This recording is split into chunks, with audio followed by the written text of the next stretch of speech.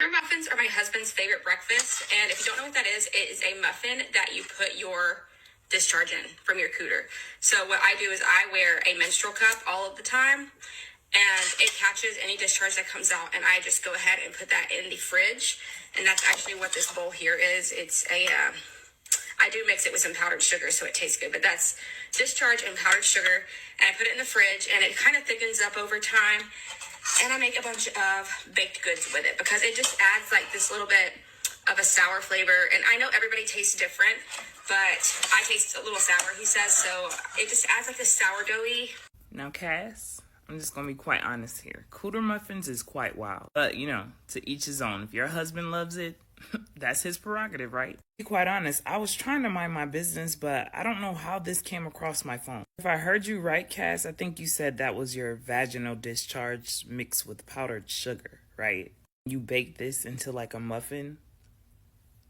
Okay. Now, don't get me wrong, I'm all for the intimacy and the freakism and shit in your bedroom with your husband. Have at it. Let me tell y'all why spiritually, this is a no for me. We know in the spiritual world, bodily fluids are contracts. They're very powerful. They hold DNA, RNA, DEA, whatever you want to call it. They hold trauma, and it most definitely carries energy. Consuming somebody's bodily fluid is not just like consuming their flavor. That's consuming their frequency, their essence. So you eating their ancestral memories, their anxiety, their emotions, everything. This goes beyond a freaky ass snack. There was a lot of people in the comments of the video saying, I beg your finest fucking pardon. I mean, I feel that. Then I seen Cass responding and she said, this is no different than oral. But let me tell y'all why it's different. Oral, when done intentionally, is energy exchange. Connection, circulation, sacred sensuality. Technically, either way it go, we're not supposed to be engaging in that type of behavior. Again, I'm here to explain the difference. You remove your sacred bodily fluids, add ingredients to it. Hand it to somebody like it's a damn treat. That is magic. That is what you call spell work, whether you mean it or not. Now, every time he eats this damn muffin, he's not just loving on his wife, he's taking her in. He's binding himself to her essence. So if she's not healed, he's absorbing all her energetic imbalances. Now he start acting weird. He can't sleep unless she feeds him. He gets obsessive, foggy-minded, possessive, confused. It's like giving somebody an energetic leash. Oral, mutual during sacred energy exchange. Cooter muffins equals dominion.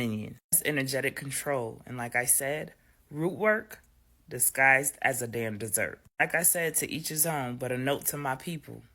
Just because you could do something, don't mean you should. Especially when you don't know the spiritual consequences. What you dibbling before you start dabbling. Like I said, everybody cultural practices is going to look differently. And who do we very mindful of consumption? Because we know people have been bound through food before. Cursed through drinks. A little discharge, a little blood slipped into a man's plate. Spaghetti, you know what I'm talking about. It's been done for ages and not for love. When you start taking your bodily fluids and giving it to people like treats and shit, that's playing with power without protection. This is conjure. It's the type of shit that gives spell work a bad name. Let's just speak hypothetically real quick, because I've seen this time and time again. This is why I'm very upfront with people trying to come to me for love spells. You better know what you're doing. In the moment, you could think you want to bind that person to you, but what about when you start vibrating different? A lot of people don't think about that. Now you want to part ways with this person, but they won't let you. Energetically tied, you bound. Like I said before, they hopping out the bushes on your ass, staring in your back window, hopping up at your job, blowing up your phone, doing all types of crazy shit, all because you wanted to bake cooter muffins. Again, I'm just saying. I'm gonna say it one more time. Just because you could do something, don't mean you should. I get them comments and let me know your thoughts on this one. As always, peace, love, and light, and gratitude for watching.